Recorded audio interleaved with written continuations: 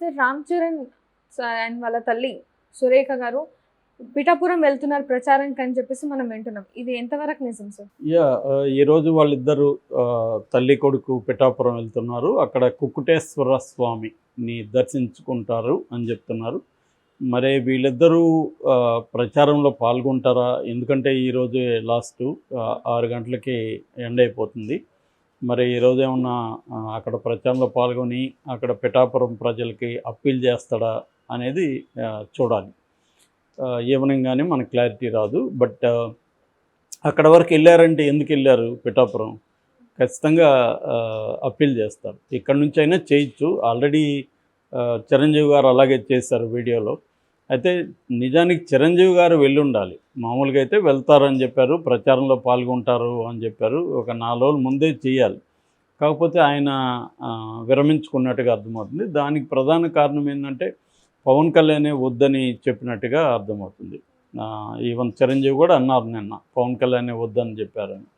ఎందుకంటే తన వల్ల మళ్ళీ చిరంజీవి ఇబ్బందులు పడకూడదు. ఆల్రెడీ చిరంజీవి మీద ట్రోల్స్ స్టార్ట్ అయినాయి.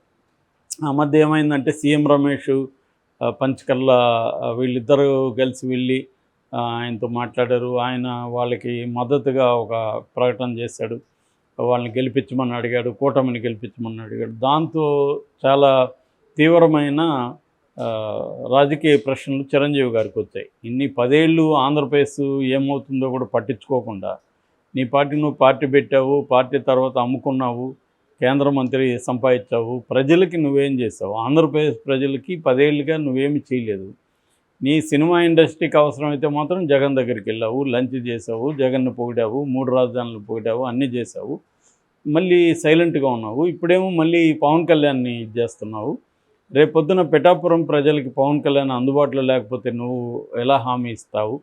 ఇవన్నీ ఆల్రెడీ ప్రశ్నలు మొదలైనవి.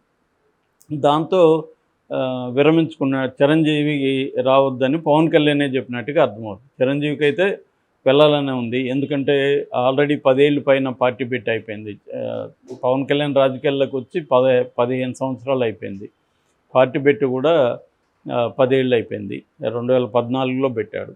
సో కనీసం తను కూడా ఇప్పటివరకు అసెంబ్లీకి వెళ్ళలేదు. 10 ఏళ్ళుగా పార్టీని నడుపుతూ తను కూడా వెళ్ళకపోతే సో ఇంకా ఆయనకి స్టార్డమ్ ఉండేం లాభం? సో కాబట్టి అదే చిరంజీవి పార్టీ పెట్టగానే ఆయనకి 18% ఓట్ షేర్ వచ్చింది, 18 సీట్లు వచ్చాయి, 70 లక్షల పైన ప్రజలు ఆయనకు ఓట్లు వేశారు. కాబట్టి ఇతను అటువంటి ఇంపాక్ట్ ఏది కూడా చూపించలేకపోయాడు పవన్ కళ్యాణ్. సో దానివల్ల అంటే అదేమంటారంటే ఫస్ట్ ఒకసారి జరిగినప్పుడు ఏదో హోప్ ఉంటుంది. అంటే చిరంజీవికి తమ కాపుల తరపున ఒక కొత్త నాయకుడు వచ్చాడు, చేస్తాడేమో అని కాపులందరూ కూడా చిరంజీవి వైపు వెళ్ళారు. ఎందుకంటే 83 తర్వాత కమ్మారెడ్డి వీళ్ళిద్దరే ముఖ్యమంత్రులు అయ్యారు తప్ప ఇంకెవరూ లేరు. సో కాబట్టి కాపు సమాజం కూడా కొంత ఆర్థికంగా బలపడడం మొదలైంది. సో వాళ్ళకి ఇప్పుడు ఎప్పుడైనా ఒక సమూహం లేదా కులం ఆర్థికంగా బలపడినప్పుడు రాజకీయంగా కూడా వాళ్ళు అధికారాన్ని కోరుకుంటారు. ఎందుకంటే ఓన్లీ ఆర్థికంగా బలపడితే సరిపోదు, రాజకీయ అధికారం ఇంపార్టెంట్ అల్టిమేట్గా. సో ఈ రాజకీయ అధికారాన్ని కోరుకుంటున్నారు, కానీ వాళ్ళకి రిప్రజెంట్ చేసే ఒక నాయకుడు ఎవరు లేకుండా పోయారు. చిరంజీవి ప్లేస్లో చూశారు. సో నిజానికి చిరంజీవిని దాసరి చాలాసార్లు ఉపయోగించుకున్నాడు, పరోక్షంగా ఉపయోగించుకుంటూ కాంగ్రెస్ని బ్లాక్మెయిల్ చేసుకుంటూ ఆయన మంత్రి పదవులు అవన్నీ సంపాదించుకుంటున్నాడు. అందుకే నా చేతిలో చిరంజీవి ఉన్నాడు, ఏమన్నా అయితే నేను పార్టీ పెడతా అని ఒక బెదిరిస్తున్నాడు.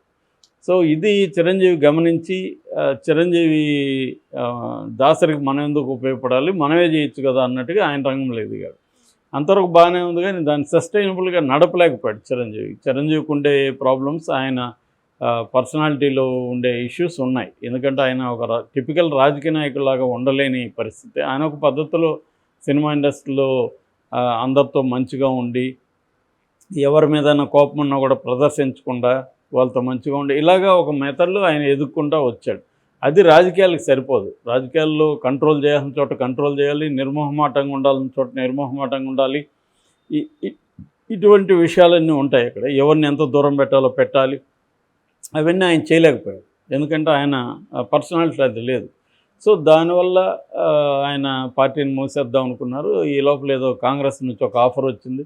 ఆ ఆఫర్కి కాంగ్రెస్లో కలిపేశాడు. ఎప్పుడైతే కాంగ్రెస్లో కలిపేశాడో పవన్ కళ్యాణ్ పార్టీ పెట్టినప్పుడు అంత అనుకున్నంత ఊపు రాలేదు. ఆయనకేందంటే ఆయన స్టార్ కాబట్టి ఆయనకి ఫ్యాన్ బేస్ ఉంది, ఫ్యాన్స్ వస్తారు. ఆ ఫ్యాన్స్లో సగం మందికి పైన ఓట్లు లేని పిల్లలే. సో వాళ్ళని ఎప్పుడు ఈయన పొలిటికల్గా కూడా వాళ్ళని డెవలప్ చేయలేదు. పొలిటికల్గా డెవలప్ చేస్తుంటే ఈ పార్టీకి మంచి ఆర్గనైజేషన్ స్ట్రక్చర్ ఉండేదాన్ని. ఆయన ఎప్పుడు అసలు ఫుల్ టైం పొలిటీషియన్ లాగా లేడు ఇప్పటివరకు. సినిమాలు చేసుకుంటూ మధ్యలో రావడం ఇది తప్ప ఆయన ఎప్పుడు క్లియర్గా లేదు. రెండోది ఆయన ముందు నుంచి కూడా చంద్రబాబు మనిషి అని ముద్ర కూడా పడింది. చంద్రబాబు అధికారంలో ఉన్నప్పుడు కూడా జగన్ ఎక్కడన్నా ఒక ఉద్యమాలు చేయడానికి వెళ్తుండే అనౌన్స్ చేస్తే ముందుగా పవన్ కళ్యాణ్ వెళ్ళిపోతాడు. దాన్ని అంటే డైల్యూట్ చేయడం జగన్ మూమెంట్ని ఇదే పని చేస్తూ వచ్చాడు. అందరికీ అర్థమైపోయింది.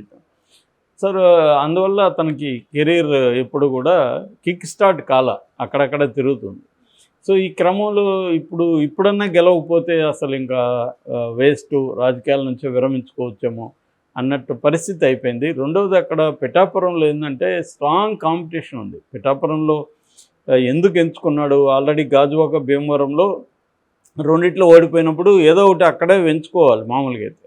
ఇప్పుడు మంగళగిరిలో ఓడిపోయాడు, అక్కడే ఎంచుకున్నాడు లోకేష్.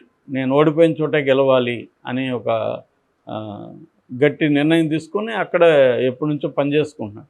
పవన్ కళ్యాణ్ ఓడిపోయిన భీమవరంలో కానీ ఇటు గాజువాకలో కానీ ఈ 5 ఏళ్లలో ఏం చేశాడు? అక్కడ పోయి ప్రజలకి అక్కడ ఉండి నేను ఓడిపోయినా కూడా నేను ఇక్కడ మీకు బాధ్యత వహిస్తాను, సో నాకు ఎంతమంది మీరు ఓట్లు వేశారు కాబట్టి నేను ఈ నియోజకవర్గానికి పనిచేస్తానని పనిచేసి ఉంటే ఆ నియోజకవర్గ ఇష్యూల మీద ఇవాళ చేయదు ఆయన. ఆ పని చేయలేదు అతను. చేయకపోగా ఏవో వీకెండ్ పొలిటీషియన్ లాగా సాటర్డే సండే వెళ్ళడం, ఏదో ఒక హంగామా చేసి దాన్ని సినిమాటిక్ ఈవెంట్ లాగా మార్చేసి మీడియాలో కనపడడం, వీళ్ళు ఈ కుర్ర బ్యాచ్ వస్తారు, వాళ్ళు గోల్ చేస్తారు, వచ్చేయడం. అది ఎక్స్టెన్షన్ ఆఫ్ సినిమా లాగా నడిపాడు. రాజకీయ పార్టీ లాగా ఎప్పుడు నడపలేదు.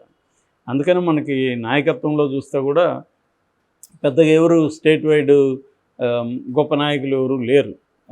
ఆయన ఇప్పటికి కూడా ఒక పక్క నాగబాబు, ఒక పక్క నాదెండ్ల మనోహర్ తప్ప ఇంకే నాయకుడు కూడా ఆ స్టేజ్లో ఉన్నోళ్ళు లేరు ఎవరు. సో అట్లాగే ఇంక క్యాడర్ని కూడా ఇప్పటికి కూడా ఒక ఆర్గనైజ్డ్గా వాళ్ళు నడిపే పరిస్థితి లేదు. వాళ్ళకి ఒక పొలిటికల్ క్లాసులు చెప్పడం, ట్రైనింగ్ పెట్టడం, ఇవేవో నామకే వస్తుంది చేశారు తప్ప అన్నిటికంటే ఏంటంటే ఇష్యూల మీద ఫైట్ చేయాలి క్యాడర్. అప్పుడే నాయకులు ఎదుగుతారు. ఎప్పుడైనా పోరాటం నుంచే నాయకత్వం అనేది డెవలప్ అవుతుంది.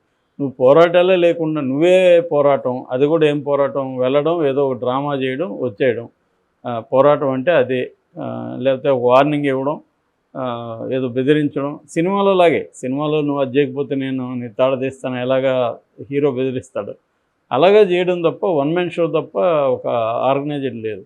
అందువల్ల ఇప్పుడు ఆ 2 నియోజకవర్గాలు పోయి పిఠాపురం ఎందుకు ఎంచుకున్నా అంటే ప్రధానంగా అక్కడ కాపు ఓట్లు ఎక్కువ ఉన్నాయి. సో మనకు సాలిడ్గా ఉంటుంది. రెండోది తెలుగుదేశాన్ని కంచుకోటది. సో తెలుగుదేశం సపోర్ట్ చేస్తుందని అక్కడ వెళ్ళాడు. కానీ అక్కడ వర్మ మీద డిపెండ్ అవ్వాల్సి ఉంది. ఎందుకంటే వర్మ తెలుగుదేశానికి అక్కడ స్ట్రాంగ్ ఇది. ఆయన రెబల్గా కూడా గెలిచాడు గతంలో, తెలుగుదేశం సీటీకి పోయినా కూడా. సో వర్మ మీద డిపెండ్ అవ్వాలి. వర్మ కంప్లీట్గా మనస్ఫూర్తిగా పనిచేస్తున్నాడా లేదా ఒక డౌట్ అయితే ఉంది. సో ఒకవేళ వర్మ పనిచేసినా క్యాడర్ పనిచేసే అవకాశం లేదు. ఎందుకంటే వర్మ కడుపు కొట్టి తనకి ఇచ్చారు అన్న ఒక ఫీలింగ్ అయితే అక్కడ క్యాడర్లో ఉంటుంది. సో ఈ క్రమంలో ఇటు జగన్ని విపరీతంగా తిట్టడం తప్ప అసలు పవన్ కళ్యాణ్కి వేరే అజెండా లేదు కదా. ఎక్కడ పోయినా జగన్ని తిట్టడం, రకరకాల పద్ధతుల్లో జగన్ని తిట్టడం అనేది కనబడుతుంది ప్రధానంగా. అందుకని జగన్ కూడా ఇతన్ని ఎందుకు రానిస్తాడు అసెంబ్లీలకి. అందుకని జగన్ కూడా అక్కడ సర్వశక్తులు మోపాడు, వడ్డీ అక్కడ మోహరించాడు. డబ్బులు కూడా ఫ్లో కూడా విపరీతంగా ఉంది. సో ఈ క్రమంలో రెండోది అక్కడ వంగ గీత, ఆమె 20 ఏళ్ళుగా రాజకీయాల్లో ఉంది. వాళ్ళ హస్బెండ్ కూడా స్టూడెంట్ పాలిటిక్స్ నుంచి ఉన్నాడు. ఆమె ఆల్రెడీ జడ్పీటీసీ, ఎమ్మెల్యే, ఎంపీ అన్నీ అయింది. చిరంజీవి పార్టీ ప్రజారాజ్యం పార్టీలో కూడా ఎమ్మెల్యేగా గెలిచున్నాం. ఆమె లోకల్లో, ఆమె కూడా కాపు. అందువల్ల పవన్ కళ్యాణ్కి వ్యతిరేకత బలంగా ఉంది అక్కడ. సో దీని నుంచి పవన్ కళ్యాణ్ సినిమా వాళ్ళని దింపే కార్యక్రమంలోకి వెళ్ళాడు. అది కూడా అతను బలహీనతను తెలియజేస్తుంది. నువ్వే పెద్ద స్టారు, మళ్ళీ నీకు స్టార్ క్యాంపెయినర్లు అని చెప్పి అదిగన్న వీళ్ళని దింపడం అనేది అతనికి నెగిటివ్ అయింది. ఎవరు? జబర్దస్త్ బ్యాచ్ వాళ్ళు. వాళ్ళు చెప్తే ఓట్లేయాలా నీకు, వాళ్ళు వచ్చి నీ గురించి చెప్తారా అన్న ఒక ఇది అక్కడ ఏర్పడిపోయింది. అంటే తను తనే చిన్నది చేసుకున్నాడు. అదేదో పెద్దవాళ్ళు నానినో లేకపోతే ఇట్లాంటి వాళ్ళు ఆల్రెడీ సపోర్ట్ చేసిన వాళ్ళు ఉన్నారు, వాళ్ళతో క్యాంపెయిన్ చేయించున్న ఇదిగా ఉండేది. లేదు వాళ్ళు లేకుండా ఉన్నా కూడా బాగానే ఉండేది. ఇప్పుడు వీళ్ళు వెళ్ళడం నెగిటివ్ అయిపోయింది. అందుకని ఇప్పుడు ఒక పక్క అల్లు అర్జున్ ఎప్పుడూ పవన్ కళ్యాణ్తో ఈ మధ్య సఖ్యతగా లేదు ఆ ఫ్యామిలీ. అల్లు అర్జున్ని మరి ఇప్పించారా, ఏం చేశారు, ఎవరో బ్లాక్మెయిల్ చేశారు, అది ఇది అంటున్నారు. అల్లు అర్జున్ ఇచ్చాడు కానీ ఏమి ఇచ్చాడు, బెస్ట్ విషెస్ అన్నాడు తప్ప గెలిపించమని ఎక్కడ ఆయన ఒక మాట కూడా రాయలేదు దాంట్లో. పవన్ కళ్యాణ్ గెలిపించానని ప్రజలకు అప్పీల్ చేయలేదు. పైగా ఈరోజు ఆయన కర్నూలుకి వెళ్తున్నాడు వైసీపీ క్యాండిడేట్ని గెలిపించమని, ఎందుకంటే ఆయనకి ఫ్రెండ్ అంట. కానీ అది వైసీపీకి ఉపయోగించుకుంటుందిగా. సో ఇది ప్రాబ్లం అనమాట. సో అందుకని రామ్ చరణ్ని చిరంజీవి గారి భార్యని పిలిచినట్టున్నారు. వాళ్ళు ఈరోజు వెళ్ళారు. మరి ఏం జరుగుతుంది ఇప్పుడు? వెళ్ళి రామ్ చరణ్ కూడా గట్టిగా మాట్లాడలేని పరిస్థితి. కనీసం 4-5 రోజులు అక్కడ తిరిగి చేస్తే కొంత ఇది ఉంటుంది.